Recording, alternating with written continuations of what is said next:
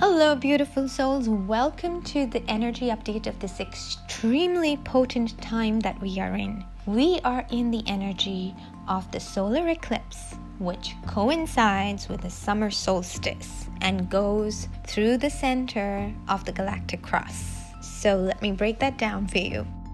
A solar eclipse is nothing but an amplified new moon, where the moon is passing between the earth and the sun in such a way that it is covering up the sun, causing what is called the ring of fire phenomena. Now, for those of you in the United States, you will not be able to see this. However, the ring of fire is going to be visible in some parts of Africa, northern India, and China. And this ring of fire literally is passing right over Mount Kailash in Tibet, which is a very, very strong energetic portal. For those of you who are believers of Lord Shiva, it is considered his abode as well as the area where Lord Buddha achieved his enlightenment. So a very, very powerful place, and the ring of fire is passing right on top of that.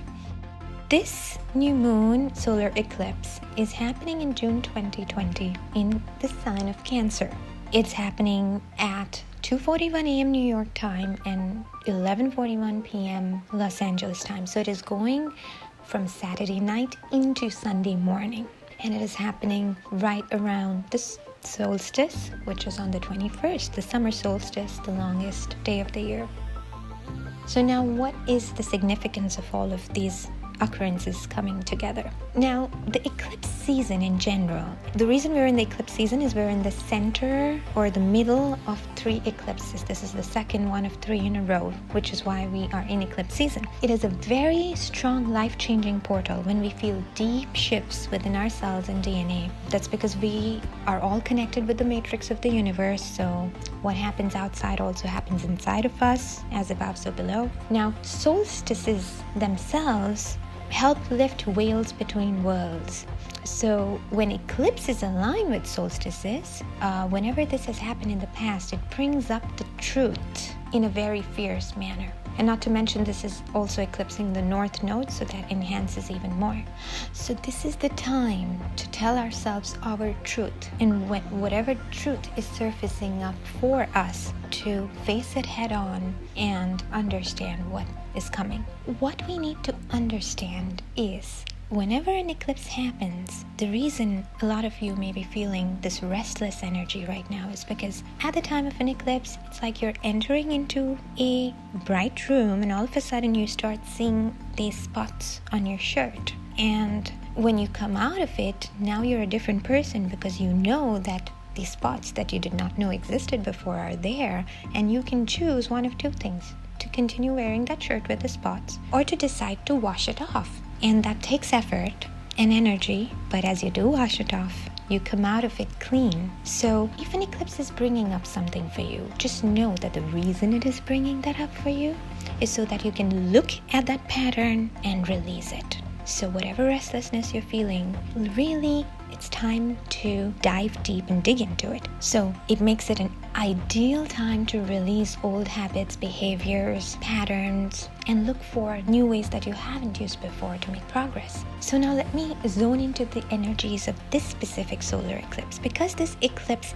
is happening in the sign of Cancer, that doesn't mean that it doesn't affect someone who is not of that sign. This is a general reading for everybody. Of course, it affects you a little more or less depending on where exactly it's pointing out in your chart. But the general theme of an eclipse happening in Cancer is that Cancer is all about acknowledging and nurturing our emotions, our vulnerabilities, and not ignoring it, thinking, oh, I'm feeling restless, so I'm not going to look into it, but look into it even more, even deeper. Dig deeper. Why am I feeling this? What is going on?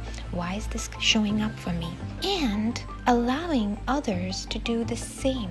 So this is a time for deep inner work, for deep introspection, meditation, regression, healing, inner child healing. The Cancer is the mother, so we're coming back to the womb. Now, the fact that the eclipse's ring of fire has a placement right on top of the galactic cross. What the galactic cross is like, you can think of it as the center point of the galaxy, or like the acupuncture point of the galaxy. And the eclipse is passing right over it. This is also a rare alignment. It does not happen on every eclipse. So we are literally passing through the galaxy's central sacred womb of transformation. So this is all about realigning with and honoring the divine feminine inside you, returning to our center. Think of it as the contractions that happen during birth, so that a beautiful baby can be born out of it. Also, because this is huge time to release old ways of thinking and ancient patterning in the collective, it is also a great time individually for working on any form of ancestral healing. We also have the alignment of Saturn quincunx, which can create a struggle between what you want to do and what you have to do. So your wants and needs versus the restrictions. So being flexible at this time is going to help you adjust to these shifts in the responsibilities, or what you call as barriers to progress. Now Saturn, anytime there's a Saturn alignment, Saturn demands hard work, patience, and self-discipline. And as long as you have all three, you will be able to get through this. So really acknowledge and look inward and have the discipline to do the work. Work at it, working hard at it. Anytime you work hard, Saturn gives results.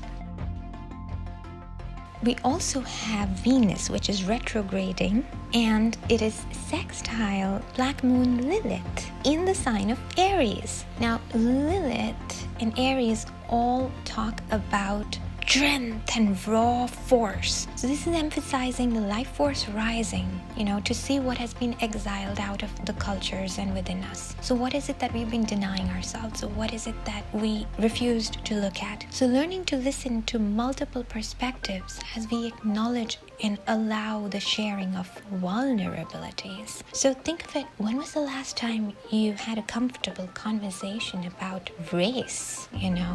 So to allow to be comfortable about having these conversations and to make the things that were not okay before okay is accepting a new point of view, because it is only when we allow that to come forth, then we can all put the discussions on the table and come to an agreement that benefits all parties. But if we keep on shoving it inside and not acknowledging it, that doesn't serve anyone. Now, the next alignment is Saturn in Aquarius, which brings in the new age, the Aquarian age, and encourages us to redefine the legacies, the old patterning, anything that was historically repressed, and come into a more humanitarian way of being. So as you can see, all alignments are pointing in the same direction. We've also had Uranus in Taurus this entire year, which is literally our Earth, Taurus, going through shifts through Uranus. So the old ways are not going to work anymore. So we will have to go through this shift, as uncomfortable as it may seem. Jupiter and Pluto come together to bring great possibilities of the shift within us and also in the outside world, because Jupiter brings that energy, Pluto brings energy, Jupiter brings the luck and the expansion. So together it just gives it a boost that yes, you can do it, you can go for it, keep going. Now the Gemini North Node also brings new possibilities of open communication. We are shifting from the Cancer Capricorn node of the eclipses to the Gemini Sagittarius node of eclipses. And what Gemini talks about is it's time to openly communicate about the uncomfortable subjects, so that we can all understand how we each are feeling and getting comfortable with being uncomfortable. And that also with the knowledge that we don't know everything and there is more to come. And we may feel like we don't have enough control because we don't know, but we need to be open to the new ways. And the only way to be open to it is to be okay with the unknown. So how do you best use this extremely potent time of the solar eclipse, combining with the solstice and the ring of fire, going through the galactic womb? Release the old ways. See what's coming up from you. Eclipses usually bring stuff from, you feel like things are happening from the outside, which are the triggers, which then allow you to look at what's going on inside. And when it comes up, look at it, acknowledge it, work with it, talk to it. Talk to your inner child. ask it why this makes it uncomfortable, and then release it. It's a huge potent time for any kind of healing, any kind of prayers, meditation, even ancestral healing. It's an intense season to purify, clean, close the loops, wounds, eradicate unconscious patterns, which could be old or borrowed. Some of it are not even ours. Some of it, are just old ways in which our ancestral behaved, and we borrowed that from them. So acknowledge and nurture your vulnerabilities and allow others to speak about theirs, and search for new ways of making progress if the old ways are not working. So let's manifest the new expression and bring in this new divine energy.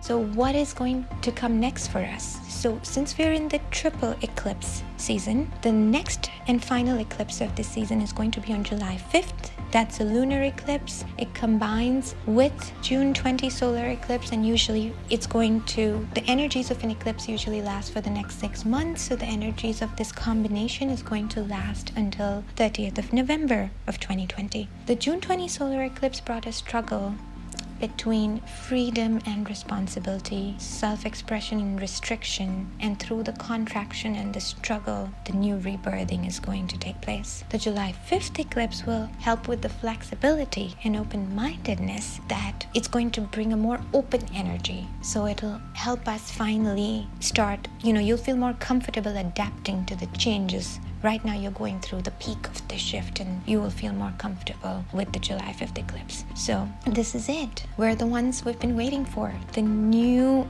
earthling is going to give birth to the new earth. It is so important at this point in time to walk our talk. But the conclusion of all of this is to not lose track about what new shift we are fighting for. Throughout ancient times, every revolution that has come through, humans have made the mistake that you forget what you're fighting for when you start fighting. Then it becomes about the fight and you lose track of the goal. So do not lose track of what it is that you are fighting for in the process of going through the struggle. Keep the eye on the prize. Just remember that the reason we're all fighting is for equality, is for peace, and do not let the fight become its own end. Let it just stay its means.